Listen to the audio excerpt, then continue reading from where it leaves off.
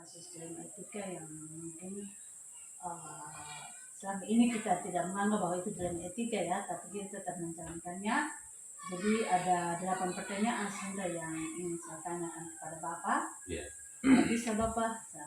Boleh. Oke, terima kasih Bapak. Jadi baik, pertanyaan yang pertama Bapak, apakah selama ini bagaimana Bapak Kepsek dapat mengidentifikasi kasus-kasus yang merupakan dilema etika atau bujukan moral? Jadi pertanyaannya bagaimana mengidentifikasi ya? Ya, tentunya untuk mengetahui bahwa permasalahan yang kita alami atau yang kita temui dalam sekolah selama ini, tentunya kita lihat jenis kasusnya. Apakah kasus itu dilema etika? Artinya kalau dilema etika kan sama-sama benar, di satu sisi benar, di satu lain sisi benar. Tapi kalau yang bujukan moral, di satu benar, satu salah, begitu.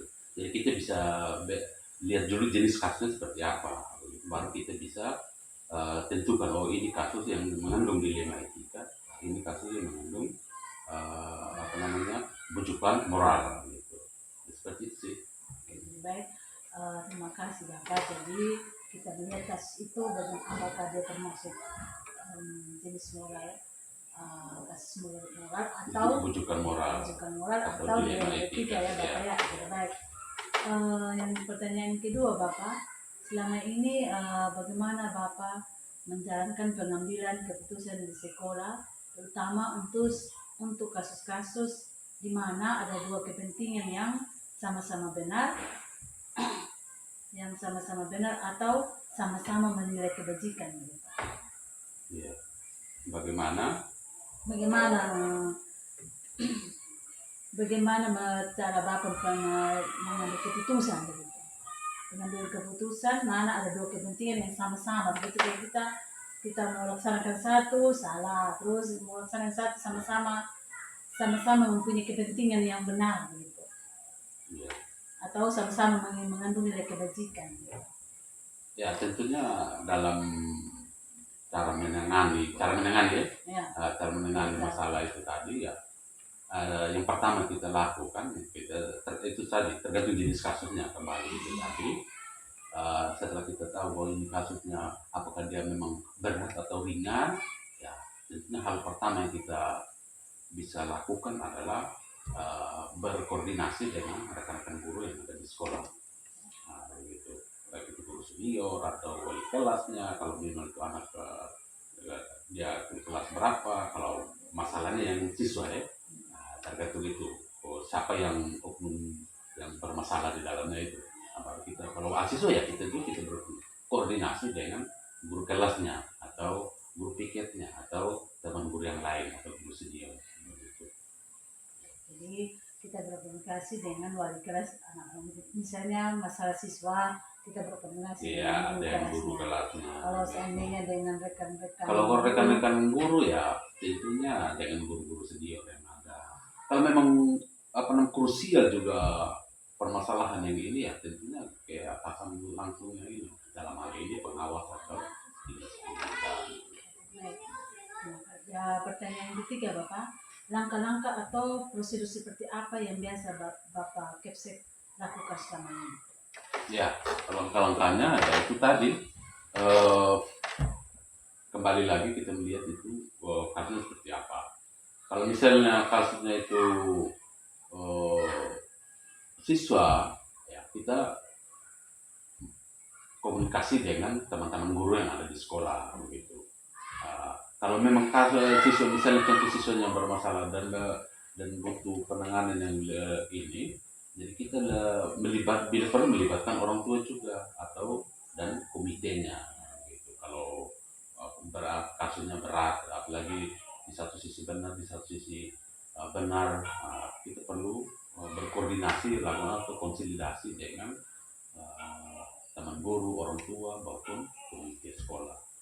Nah, seperti itu yang kita itu supaya dari keputusan yang bisa kita ambil kita bisa mendapatkan saran pendapat usul seperti itu, supaya apa yang kita putuskan tidak ada yang dirugikan atau tidak ada yang dikecewakan. Jadi sama-sama uh, mendapat dampak positifnya dari keputusan yang kita ambil. Jadi dalam hal ini kita berkoordinasi dengan stakeholder juga. Iya, misalnya komite orang tua. Baik, yang pertanyaan keempat Bapak, hal-hal apa saja yang selama ini Bapak Kepsek anggap efektif dalam pengambilan keputusan pada kasus-kasus dilema etika? Iya, yang saya anggap paling efektif kalau kita untuk menyelesaikan sebuah permasalahan yang ada di sekolah tadi, tidak tentunya dengan berkomunikasi, berkonsultasi dengan pihak-pihak yang kita anggap dapat membantu kita untuk menyelesaikan kasus tersebut begitu. Misalnya itu tadi orang tua kah, komite, ya tentunya pertama dengan rekan-rekan guru yang ada di sekolah, baru kita coba kalau memang itu berhubungan dengan orang tua, nah kita apa dengan orang tua. Tapi kalau rekan-rekan guru, misalnya dengan teman guru yang ada di sekolah yang pernah kalian ada, antara guru dengan guru misalnya, ya pasti kita koordinasi dengan guru senior yang ada, terus dengan bapak pengawas sebagai pengawas pembinanya kita, ya kita konsultasi juga. Nah, kalau juga nih apa butuh apa koordinasi dengan dinas, ya dinas ini yang dalam bidang pembinaan SD, ya kita koordinasinya di situ supaya apa, intinya komunikasi, konsultasi gitu. Jangan memutuskan sendiri, itu kurang beda. Jadi kita dalam mengambil satu keputusan itu kita berkomunikasi dari pemandu kepentingan teratas, dari bawah sampai ke atas lah ya, sampai dari belakang guru, orang tua, komite, dan sampai ke pengawas. Jadi baik, pertanyaan yang kelima Bapak, hal-hal apa saja yang selama ini merupakan tantangan bagi Bapak mungkin dalam pengambilan keputusan pada kasus-kasus dilema etika? Tantangan menurut Bapak gitu, tantangannya sehingga sulit untuk mengambil satu keputusan gitu. Ya tantangannya itu tadi ketika kita menemui suatu permasalahan yang mengandung dilematis istilahnya itu, atau dilema etika tadi, artinya sama-sama benar, sulit kita ini, itu jadi tantangan tersendiri bagi kita. Jadi maksudnya ketika kita mengambil keputusan harus benar-benar berdampak positif sebentar, tidak ada yang dirasa dirugikan, tidak ada rasa atau dikecewakan begitu. Jadi itu menjadi tantangan tersendiri ketika menghadapi masalah yang memang mengandung dilema etika tadi itu. Jadi bagaimana itu dari itu untuk mendapatkan saran usul, itu kita berkoordinasi, gitu. Kebalikannya berkoordinasi dengan kawan guru. Tidak bisa kita menunjukkan diri, ini bisa saja kita bilang itu benar keputusan kita, tapi dia itu bagi orang lain benar kan gitu. Jadi kita harus lakukan konsultasi atau konsolidasi dengan beberapa orang supaya kita tidak salah juga dalam ini gitu. Keputusan tersebut. Jadi tantangan itu tadi itu ketika menemui masalah yang memutuskan suatu masalah ini di satu sisi benar, di satu sisi dan kita memutuskan itu supaya sama-sama tidak ada yang dikecewakan gitu. Itu menjadi tantangan. Jadi kayak sepertinya sensitif juga ya Pak ya. Iya. Mengambil satu keputusan. Iya betul. Oke. Jadi pertanyaan yang keenam Bapak, apakah Bapak Kepsek memiliki sebuah tata cara atau jadwal tertentu dalam sebuah penyelesaian kasus dilema etika? Apakah Bapak langsung menyelesaikan di tempat atau memiliki sebuah jadwal untuk menyelesaikannya? Ya. Terus kalau memang ada jadwalnya, bentuk atau prosedur seperti apa yang Bapak jalankan? Untuk ini tidak ada jadwal ya. Maksudnya kembali tadi tergantung jenis kasusnya, berat ringannya sebuah permasalahan yang ada itu baru kita bisa, kalau misalnya dia berat atau pelanggaran, misalnya ada kasus yang misalnya pelanggaran yang berat, baik yang dari siswa atau antara guru sendiri gitu, ya itu perlu kita, oh nanti kita perlu duduk bersama gitu. Nah, itu bisa tentukan waktunya kapan gitu. Tapi kalau misalnya permasalahan yang tidak terlalu, ya namanya kalau misalnya masalah siswa begitu, anak dorong merampas mainan, ya kita bisa selesaikan di tempat. Memang tidak perlu juga kita harus jadwalkan ini, karena guru kan bukan hanya urus masalah saja kan. Nah, Dan juga kita ingin punya ya, kasus. jadi punya kasus kan, kita tidak mungkin oh nanti tanggal sekian atau hari ini, tiap hari ini kan tidak mungkin kita bilang nanti urus masalah. Nah, siapa yang mau ada masalah kan begitu. Jadi kembali tadi tergantung jenis kasusnya. Kalau kasusnya berat ya kita bisa, karena kita butuh konsolidasi antara pihak-pihak lain atau pihak terkait.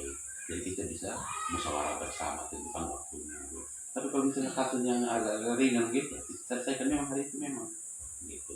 Jangan jadi pekerjaan beban lagi. Seperti itu sih. Oke Bapak, karena kalau masalah siswa saya rasa tidak ada yang paling rentan ya atau krusial. Ya paling kalau kasus antara guru juga kalau memang bisa diselesaikan di tempat, Iya. kenapa tidak? Oke, lebih baik. Pertanyaan yang ketujuh, adakah seseorang atau faktor-faktor apa yang selama ini mempermudah atau membantu Bapak Kepsek dalam pengambilan keputusan dalam kasus dilema etika, kasus-kasus dilema etika? Ya, yang membantu kami sebagai penanggung jawab dalam sebuah unit kerja begitu dalam menyelesaikan sebuah kasus, ya yang tentunya yang pertama mitra kerja. Kalau ada ini, dalam hal ini komite sekolah kan, ada komite sekolah, kalau ada rekan-rekan guru yang ada di sekolah, itu penting. Orang tua juga, pengawas, gitu. Jadi dan pihak lain yang apa namanya yang bisa kita anggap dapat memberikan dapat membantu kita dalam menyelesaikan masalah itu. Kalau memang masalah itu penting atau berat begitu apa ya, kita perlu orang lain ya, itu seperti itu tadi. Tergantung itu jenis kasusnya lagi begitu. Kalau memang berat ya paling itu tadi, mengawal kalau antara guru dan guru ya, itu kita perlu konsultasi dengan pengawas tentunya yang dapat memberikan pembinaan apa dengan koordinasi gitu. Nah, itu yang harus kita butuh ya, menjadi yang membantu kita gitu. Orang tua gitu. Tidak mesti. Iya. Jadi baik, jadi kita bekerja kalau misalnya kasusnya tidak bisa diselesaikan antara kita dan imperen itu, nantinya kita memerlukan kerjasama dari mitra, komite, dan tentunya pengawas juga ya. Pengawas, ya. Ya, untuk melibatkan itu tadi itu semua itu yang terkait dengan ini, terkait itu orang tua, pengawas, komite, ya, orang rekan guru. Jadi baik Bapak, pertanyaan yang itu yang terakhir ya Bapak, dari semua hal yang telah disampaikan tadi itu, pembelajaran apa yang dapat Bapak ketik dari pengalaman Bapak mengambil keputusan di dalam etika? Ya,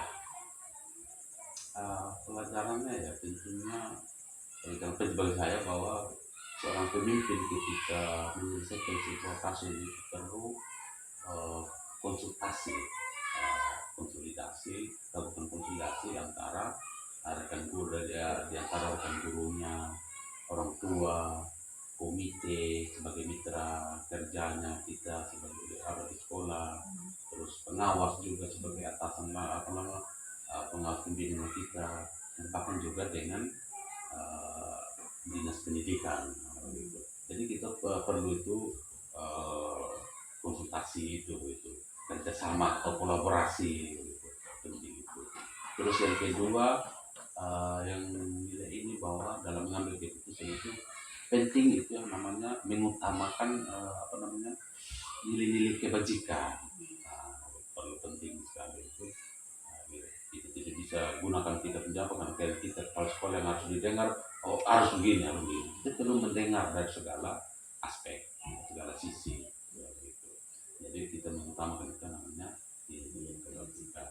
supaya keputusan yang kita ambil itu benar-benar berdampak positif baik bagi yang bermasalah maupun yang memecahkan masalah itu. Ada yang merasa dirugikan. Gitu.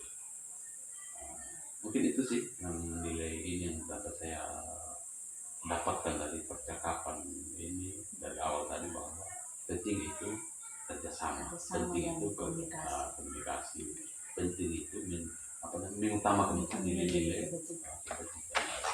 Gitu sih. Jadi seperti teman-teman baru berkonsultasi dengan rekan guru, komite, pengawas, orang tua, pengawas, dan tentunya kalau memang masalah itu sampai belum terselesaikan sampai di tangan pengawas, tentu adanya penanganan dari kepala dinas ya, dinas instansi naungan pendidikannya. Dan yang kedua itu mengutamakan nilai-nilai kebajikan dan mengutamakan nilai kebajikan yang ada, dan kita Bapak melihat dari berbagai aspek, karena bukan berarti karena seorang kepala sekolah terus kita langsung memberi satu keputusan sendiri. Jadi ya terus merupakan pengalaman Bapak yang pembelajaran yang dari awal hingga akhir percakapan kita tadi Bapak ya. Jadi baik Bapak, terima kasih atas waktu yang Bapak berikan kepada saya dari delapan pertanyaan ini, bahwa tentunya kita di instansi itu tidak mau adanya kasus, apalagi kasus sampai kita uji publikasi, uji trilema, itu pasti serasa kita sebagai guru tentunya kita mau pembelajaran kita lancar, aman dan nyaman. Jadi sekali lagi terima kasih Bapak atas waktunya. Ya, terima kasih juga Ibu. Sukses untuk pendidikan guru.